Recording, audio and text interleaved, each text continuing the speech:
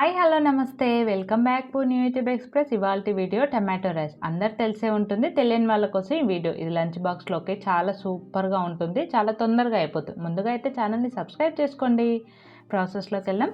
ఇక్కడ ఒక మిక్సీ జార్లోకి 3 మీడియం సైజు ఉన్న టమాటోని ఇలా పెద్ద ముక్కల్లా కట్ చేసుకొని వేసుకొని దీన్ని మెత్తని ప్యూరీ లాగా మిక్సీ పట్టుకోండి. చూడండి, ఈ విధంగా మెత్తగా మిక్సీ పట్టుకొని పక్కకు పెట్టుకోండి.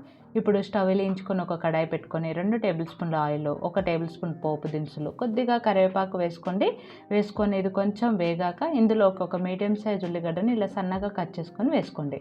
అలాగే 3-4 పచ్చిమిర్చిని ఇలా పొడవుగా కట్ చేసుకొని వేసుకొని అంతా ఒకసారి కలుపుకొని ఉల్లిగడ్డ ముక్కలు సాఫ్ట్గా అయ్యేంత వరకు ఫ్రై చేసుకోవాలి. ఇవి సాఫ్ట్గా ఫ్రై అయిపోయిన తర్వాత 1 టేబుల్ స్పూన్ అల్లం వెల్లుల్లి పేస్ట్, 1/2 టేబుల్ స్పూన్ పసుపు వేసుకొని అల్లం వెల్లుల్లి పేస్ట్ పచ్చివాసన పోయేంత వరకు ఫ్రై చేసుకోండి. ఇది పచ్చివాసన పోయిన తర్వాత మనం మిక్సీ పట్టుకున్న టమాటో ప్యూరీ ఉంది కదా, దాన్ని ఇందులోకి వేసుకొని 1 టేబుల్ స్పూన్ కారము, రుచికి తగినంతగా ఉప్పు, 1/2 టేబుల్ స్పూన్ ధనియాల పొడి, 1/2 టేబుల్ స్పూన్ గరం మసాలా వేసుకొని స్టవ్ని లో టు మీడియం ఫ్లేమ్లో పెట్టుకొని అంతా కలిసేలా ఒకసారి బాగా కలుపుకొని ఈ టమాటో ప్యూరీలో నుంచి ఆయిల్ అనేది పైకి తేలేంత వరకు మధ్య మధ్యలో కలుపుతూ ఫ్రై చేసుకోండి. చూడండి, ఆయిల్ ఇలా పైకి తేలాలి. మధ్య మధ్యలో కలుపుతూ ఫ్రై చేసుకోండి, లేదంటే అడుగంటుతుంది. ఇలా ఆయిల్ బాగా సపరేట్ అయిపోయింది కదా. ఇప్పుడు ఇందులోకి మనం వండి పెట్టుకున్న 1 కప్పు రైస్ని వేసుకోండి. 1 కప్పు రైసు 3 టమాటోలకి కరెక్ట్గా సరిపోతుంది.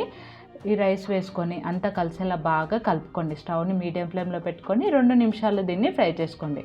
2 నిమిషాల తర్వాత స్టవ్ ఆఫ్ చేసుకుంటే మన టమాటో రైస్ రెడీ. సింపుల్గా ఉంది కదా, చాలా బాగుంటుంది. ఒకసారి ట్రై చేయండి.